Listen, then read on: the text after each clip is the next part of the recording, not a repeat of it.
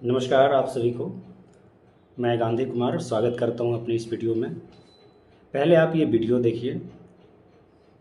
अक्सर लोग पूछते हैं मुझसे, चाइना आगे क्यों चला गया, जापान आगे क्यों चला गया, क्यों चला गया? उसके गहराई में जाओ, क्योंकि वहां आरक्षण नहीं है।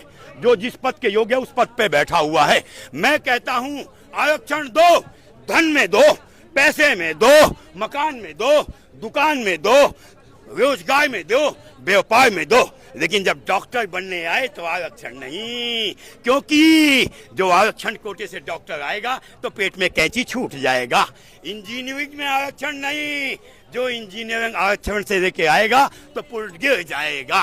तो पुल नहीं गिरने देना है, मरीज को नहीं मरने देना है, तो आरक्षण समाप्त करो। इसके बजाय उन्हें पढ़ाने पे फोकस दो, लाख रुपए दे दो, करोड़। आज हम बात करेंगे इंजीनियरिंग की पढ़ाई में या मेडिकल की पढ़ाई में क्या आरक्षण है। तो मैं कह रहा हूँ कोई भी पढ़ाई में आरक्षण नहीं है।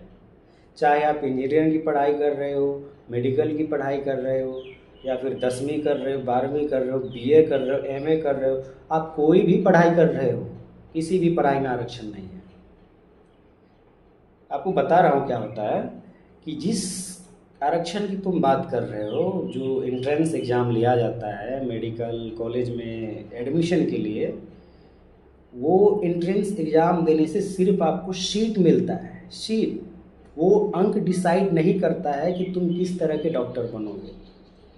यदि तुम नीट का एंट्रेंस एग्ज़ाम दिए हो तो उसके थ्रू आपको गवर्नमेंट मेडिकल कॉलेज में सीट मिलेगा ताकि तुम एक डॉक्टर की पढ़ाई कर सको।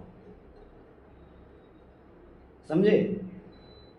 तो डॉक्टर के पढ़ाई करने के लिए तुमने नीट एंट्रेंस एग्ज़ाम दे के सीट लिया। कोई बच्चा उस सीट को लाने के लिए 90% अंक लाया, कोई बच्चा 40% अंक लाया। ठीक है?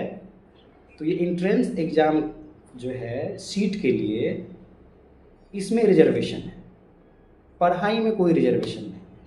ठीक इसी तरह जेईई मेंस एडवांस होता है एक एंट्रेंस एग्ज़ाम, जिसके थ्रू आप इंजीनियरिंग कॉलेज में एडमिशन लेते हो। वहाँ पे आप इंजीनियरिंग की पढ़ाई करते हो। तो इंजीनियरिंग के पढ़ाई के दरमियान कोई आरक्षण नहीं है। यदि आप इंजीनियरिंग की पढ़ाई कर रहे हैं तो जो पढ़ाई के दरमियान यूनिवर्सिटी रूल बनाया है कि आपको सेमेस्टर पास करने के लिए मिनिमम जो नंबर लाना है तो वो आपको लाना पड़ेगा, चाहे आप कोई भी हो, एससी, एसटी, ओबीसी, जनरल, कोई भी हो। यूनिवर्सिटी ने जो रूल बनाया कि आपको क्वालिफाई करने के लिए, सेमेस्टर क्वालिफाई करने के लिए जो मिनिमम अंक है वो लाना पड़ेगा, तो उतना आपको लेके आना पड़ेगा। अगर वो नहीं लाते हैं तो आप कोई भी हो, आप फेल हो जाओगे। वहाँ आरक्षण नहीं।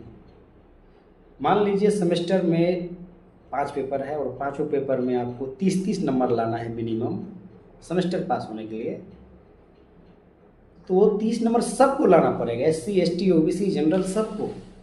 पढ़ाई में कोई आरक्षण नहीं है। यदि वहाँ 30 नंबर आपको नहीं आया तो आप फेल हो गए। ये ठीक इसी तरह से है जैसे कि 10वीं के एग्ज़ाम में तुम 10वीं की तैयारी करते हो, तो आपको 10वीं पास करने के लिए हर एक पेपर में मिनिमम 30 नंबर लाना पड़ता है ताकि आप 10th क्वालिफाई कर सको। तो यहाँ आरक्षण नहीं है।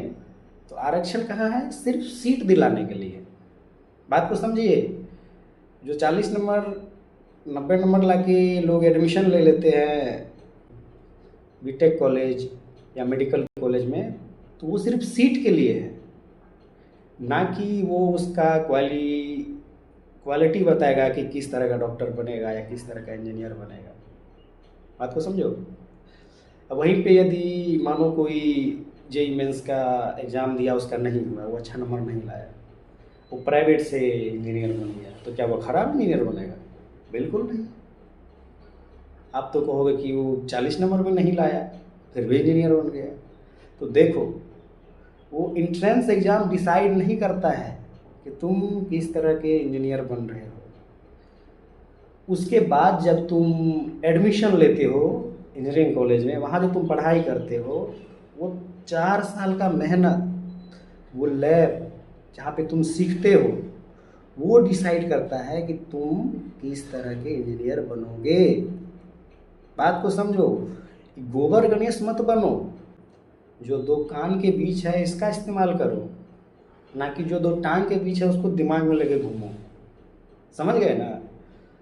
तो आज के बाद यदि कोई तुमको ये कहता हुआ मिल जाए कि ये आरक्षण से बना डॉक्टर है, ये आरक्षण से बना इंजीनियर है, तो तुम वहाँ पे डिफेम करोगे कि ये साला को नॉलेज नहीं है।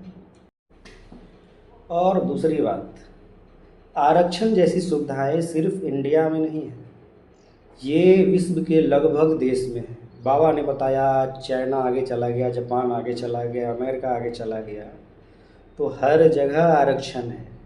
तुम जाके सर्च करो, पढ़ो, अमेरिका, चाइना, चीन, जापान, पाकिस्तान जैसे देश में आरक्षण है। ठीक है? और आरक्षण क्या है इस पे हम अगली वीडियो में बताएंगे। एक्चुअली में आरक्षण है नहीं।